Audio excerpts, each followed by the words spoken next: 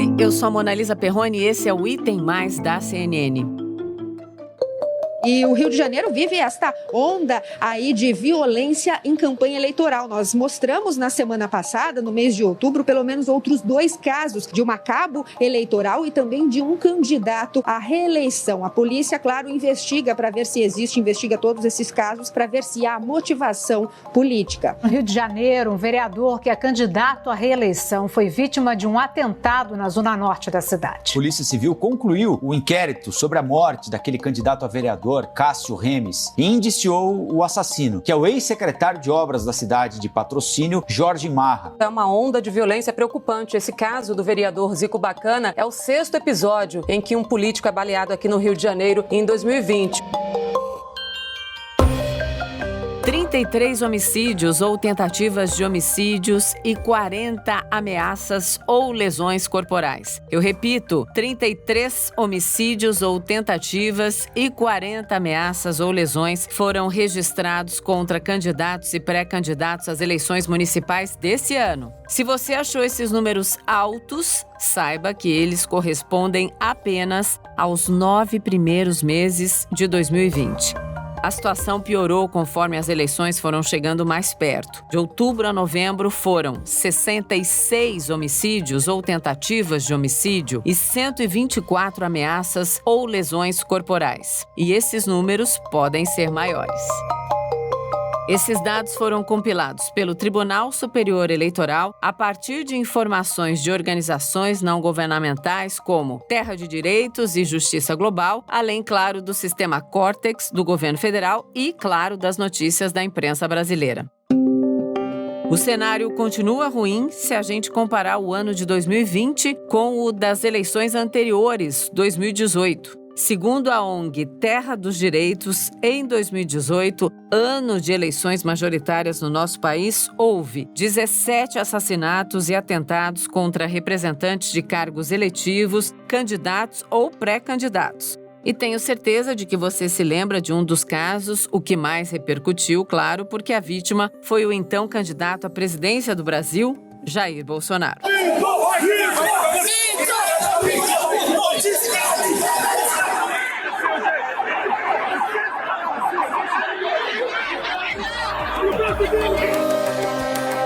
Esses números refletem um aumento grave da violência motivada pelas eleições. O processo democrático que garante a participação popular de brasileiros e de brasileiras no governo do país está mais e mais violento. No Item Mais de hoje, eu converso com a coordenadora da Terra de Direitos, a Elida Laures. Ela também coordenou o monitoramento dessa organização sobre violência política e eleitoral no Brasil de 2016 até agora 2020. Elida, muito bem-vinda ao Item Mais. Obrigada por conversar comigo. Muito obrigada a você, Monalisa, pelo convite. Estamos felizes de estar aqui ajudando e participando desse debate. Então vamos começar pelo período analisado, né? Os últimos 4 anos, 3 eleições no país, muita violência e um número que está aqui no seu levantamento que, para mim, diz absolutamente tudo. A cada 13 dias acontece um ataque contra a vida de algum agente político no nosso país. O que isso diz sobre a nossa estabilidade democrática, Elida? Monalisa, isso diz muito. Isso diz que a nossa estabilidade democrática tem uma ameaça constante. O nome dessa ameaça é violência. Trata-se de uma questão que é estrutural. Não é um elemento de só um partido, não é só um caso isolado, não é só questão de homens ou de mulheres, não é só questão de esquerda, direita ou centro. Trata-se de um elemento estrutural que tem impedido o exercício de direitos políticos de pessoas que obtiveram legitimamente mandatos. E a violência tem impedido o exercício desses mandatos. Isso quer dizer que a democracia sofre, a integridade da democracia fica prejudicada. Sim, Elida, a gente já ouviu nos últimos anos, especialmente, relatos muito verdadeiros de quem estuda aí a representação política no nosso país, no seguinte sentido, de que temos, infelizmente, já dentro do sistema político brasileiro ou querendo entrar, representantes do crime organizado, das milícias, do tráfico de drogas. Isso tudo tem a ver com esse incremento do crime organizado na representação política no nosso país, inclusive pela disputa deles tentando chegar? Isso, sem dúvida, é o que explica uma explosão de assassinatos e atentados, sobretudo em 2020. Você vê a consolidação dessa ferramenta que é o assassinato e o atentado como uma ferramenta de violência a partir da atuação das organizações criminosas no território e do interesse dessas organizações de utilizar a política, fazer parte da política e usar a política como essa possibilidade até de legitimação das suas movimentações criminosas. Então, isso não só leva a que existam pessoas muito visadas que estão dentro de lógicas de disputa territorial e criminosas que podem ser vítimas de assassinatos ou atentados, como também leva a que essa disputa a nível de organizações criminosas que a gente vê nos territórios em relação ao crime organizado, a gente passa a ver dentro da própria política, com a eliminação de adversários que são políticos, que são esses políticos que também passam a utilizar o cargo eleitoral e a corrida eleitoral como uma maneira de se legitimar e de se apropriar de meios de acesso aos recursos políticos através das eleições. A questão da polarização, ela não é uma das principais, porque muita gente fala, é porque as pessoas pensam diferente, por isso que a gente vê essa violência toda. Não é só isso, né? Isso pode ser uma casca de um recheio muito mais perigoso, certo? É isso mesmo, Annalise. O que os números de 2020 mostram é que para a violência política ter chegado ao nível que chega em 2020, com um número de assassinatos e atentados explosivos no período eleitoral, nós contabilizamos entre 2 de setembro e 29 de dezembro 109 casos envolvendo assassinatos, atentados, ameaças, agressões. Isso é quase a quantidade de casos que nós visualizamos em 2016, 2017, 2018 e 2019. Isso quer dizer o quê? Que para um fenômeno como esse se disseminar dessa maneira, ele precisa ser altamente complexo. Então, isso implica que disputas territoriais que assumem roupagem política têm sido resolvidas por violência. Isso significa que o avanço das organizações criminosas no território tem procurado a política, instrumentalizado a política. Isso significa também que a linguagem da violência passa a ser vantajosa para alguns grupos, não só do ponto de vista criminal ou de fazer ilícitos ou corrupção, mas também do ponto de vista eleitoreiro, de conseguir vantagens eleitorais, de ter visibilidade através da violência. Você tem um conjunto de fatores que se unem para você ter uma explosão da violência como nós tivemos agora em 2020. É um fenômeno complexo. Eu quero que você pontue para a gente também o que o caso Marielle, até hoje sem solução, nos aponta em relação à preocupação sobre esse tema que vocês se debruçaram para estudar e que nós estamos aqui debruçados para entender. O caso Marielle é um caso exemplar para o que deve ser a preocupação sobre violência política nos próximos anos no Brasil. Por quê? Porque é muito comum no caso da Marielle nós escutarmos o seguinte, que ela não sofreu ameaças, que foi surpreendente porque de repente ela foi assassinada. E quando se diz isso, se ignora o fato de que a violência política faz parte das relações políticas no Brasil e tem como alvo desproporcional mulheres negras. A Marielle não sofreu nenhuma ameaça, mas a verdade é que desde o momento em que ela se colocou na política, em que ela aparece como possível candidata, em que ela se elege, ela passa a ser vítima preferencial de violência, de um ambiente de intimidação, de atos sequenciais de racismo e sexismo. Nós cansamos de ver, às vezes, que Marielle estava no plenário abordando que não seria interrompida, que não aceitaria sofrer violência na própria Câmara dos Vereadores. Então, é um tipo de violência sistemática, de um ambiente de intimidação que visa desproporcionalmente mulheres negras e que, pela falta até de discussão sobre o assunto, pela falta de ver a violência política como um problema estrutural, não se enxerga que essa violência vai assumindo proporções com essas pessoas como alvos preferenciais, a ponto em que a violência transborda e pode implicar no assassinato dessa pessoa. Se você vê agora que nessas eleições em que uma quantidade de mulheres negras, mulheres trans vítimas foram eleitas, você vê que esse risco de transbordar a violência sem que haja uma linha de alerta, sem que haja um limite, sem que haja uma interrupção, coloca a vida de várias pessoas que foram eleitas em risco nesse momento no Brasil. Até porque a representação desses grupos aumentou significativamente, né? Se a gente olhar, por exemplo, para a Câmara Municipal de São Paulo, a Câmara Municipal do Rio de Janeiro, até quem foi mais votado, a gente tem uma representação maior e, consequentemente, uma preocupação maior também, porque essas pessoas estão e estarão cada vez mais no alvo, né? Isso é certo. Você vê, nesse caso de violência política, é muito significativo que essas pessoas já passem a sofrer violência a partir do momento em que elas se declaram a intencionalidade de concorrer à eleição. Não é só ganhar a eleição ou tomar posse. Você vê, tem casos de mulheres negras que sofreram violências no ato da posse. Você tem casos de mulheres negras que foram intimidadas durante toda a campanha eleitoral. Agora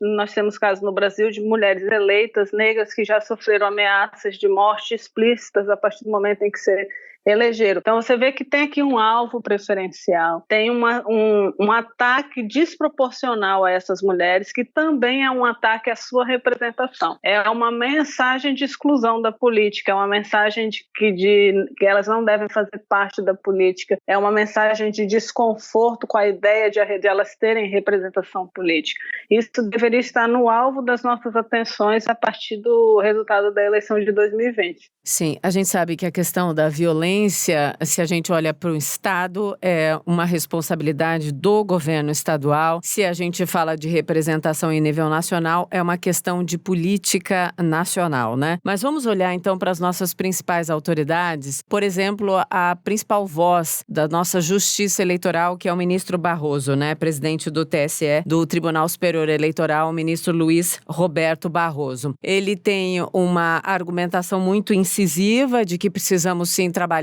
a igualdade, combater a violência, combater as fake news, combater a intolerância, mas quando a gente fala sobre essa questão da violência relacionada aos políticos ou aos candidatos, ele diz que esse não é um problema unicamente da justiça eleitoral. Claro que não é uma questão de segurança pública. Esse é um problema dramático que precisa entrar na agenda do país e nós precisamos enfrentá-lo. Mas esse não é um problema da justiça eleitoral. Mas em que a gente poderia ver a principal voz da justiça eleitoral brasileira numa campanha verdadeira para impedir que esse tipo de gente chegue na representação política do nosso país em qualquer nível, municipal, estadual ou nacional? Olha, Manalisa, é isso que você está levantando. Isso também é uma das razões do problema. E nós assistimos muito isso nesse debate eleitoral agora em 2020 no Brasil, que é o empurra-empurra entre as autoridades responsáveis de alguma forma com competências, que têm competências e autoridades sobre questões eleitorais no Brasil. Se você procura a Justiça Eleitoral para falar de violência, ela diz, mais crimes é a Secretaria de Segurança Pública. Isso. Se você vai com a Secretaria de Segurança Pública, a Secretaria de Segurança Pública diz, nós reforçamos o policiamento, mas a gestão eleitoral, quem faz a gestão das eleições no Brasil é a Justiça Eleitoral. E você vê uma incapacidade das autoridades brasileiras se conscientizarem que um problema dessa gravidade necessita de trabalho em grupo, trabalho concertado, protocolos de ação entre as várias autoridades. Então eu me pergunto, se a Justiça Eleitoral e o Tribunal Superior Eleitoral, que é o tribunal máximo do país com competências de gestão eleitoral, quando já se está provado pelos dados, que a partir do momento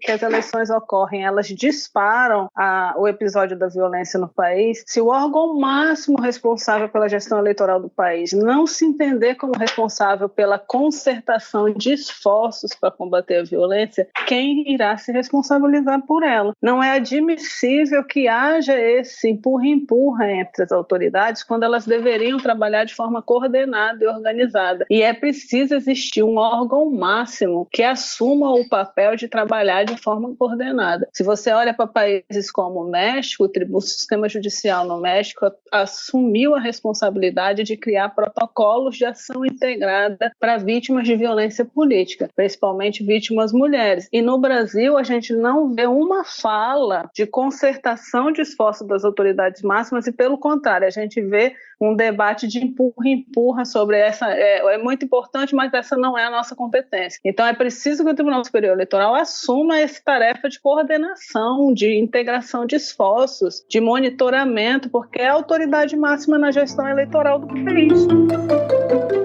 Eu quero também entender com você, com todo o seu conhecimento, eu preciso te perguntar, mesmo que a resposta não seja esperançosa, essa pergunta precisa ser feita. Como é que a gente conseguiria ter um processo democrático mais pacífico no nosso país? Isso é, de fato, possível no Brasil? E se você quiser analisar ou responder por regiões, porque as questões regionais também nos mostram muitas diferenças, fique à vontade. Nós temos, de fato, Mona Lisa, regiões no Brasil com um nível de assassinatos e atentados mais altos, muito embora o nível de disseminação da violência em 2020 também tenha um pouco mostrado que esse cenário é mais estrutural. Nós tivemos, por exemplo, muitos casos no Sudeste em 2020. É certo que nós não sairemos desse cenário sem que as autoridades consigam atuar e terem programas pilotos de atuação nos locais de maior incidência da violência. Isso também precisa ser coordenado e precisa ter esforço entre Secretaria de Segurança Pública, tribunais eleitorais, Ministério Público, Poder Judiciário, sobre olhar para os locais com maior incidência da violência, que a violência é crime, que boa parte desse crime também tem a ver com o trabalho de organizações criminosas no território, e criar programas pilotos para lidar com essa situação. E aí você tem que pensar situações